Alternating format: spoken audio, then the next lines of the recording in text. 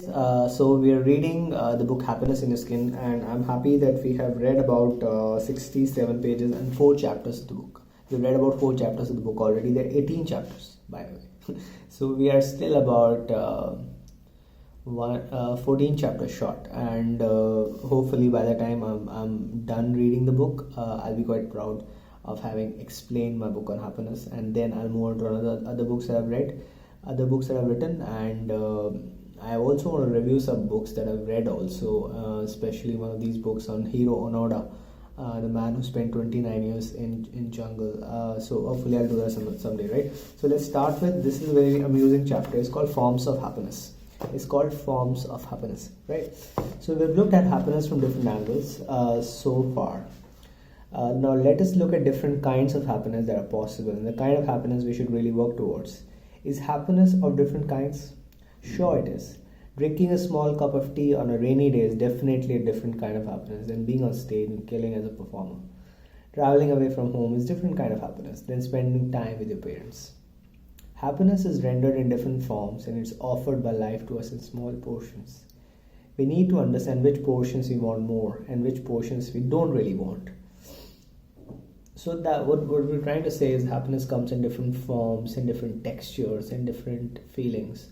And you may want a certain kind, you may not want a certain kind of happiness on a certain day, but it has different forms. However, there are two broad distinctions I want to draw, which is almost at the core of this book. And there are two kinds of broad happiness, which is at the core of this book. And the one I'm going to talk about is the one that you need to amplify in your life. It's called a routine happiness. We briefly discussed this category of happiness when we looked at travel as a source of permanent, indelible happiness.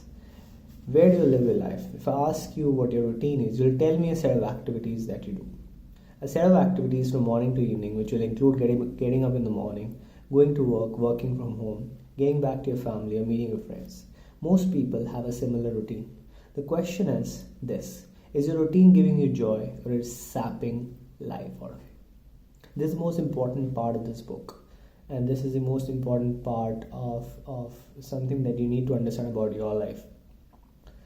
Does your routine make you happy, or does it suck like life out of you? Because for most people, at least as per a Gallup poll done last year, 85% of people don't like their jobs. 85% of people around the world. That's not an Indian statistic.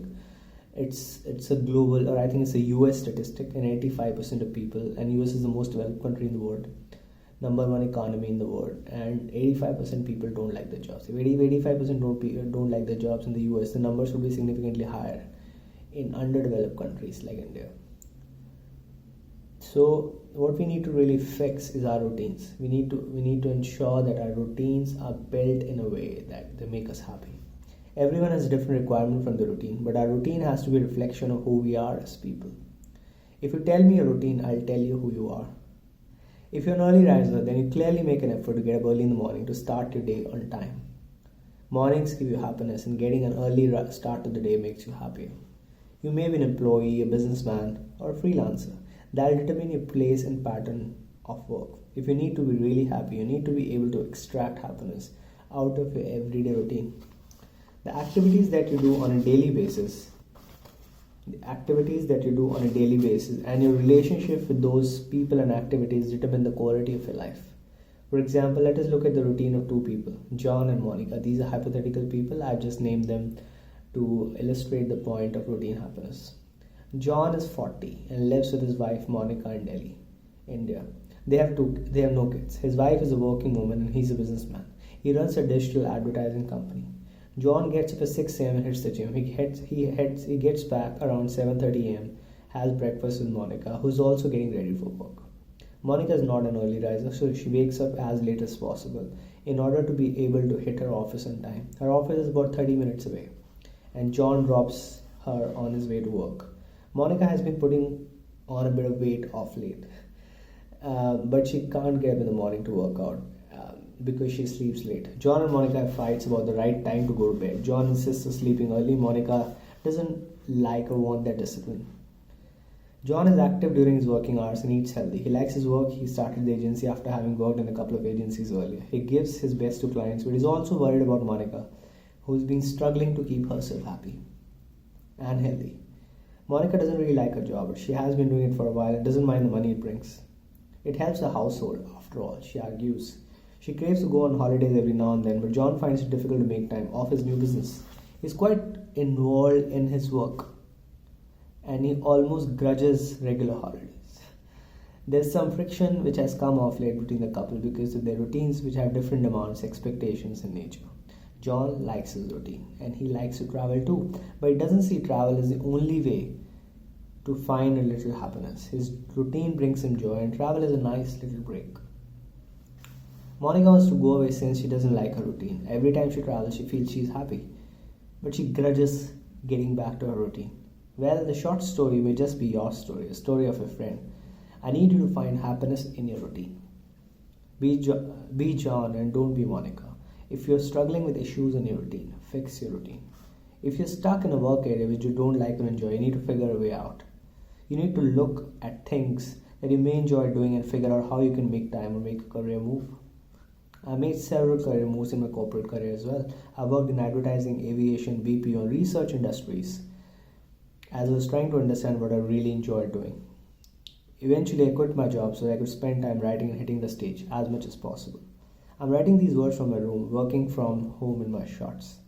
This is my routine. I work from any place I like. I work from home, cafes, co-working spaces, etc. During the day, I write books or jokes, and in the evening, I perform jokes and open mics or shows. If I don't have a show, spend time with my family. If I have a partner I love, she's a part of my routine. I don't have to pretend to be someone else with her.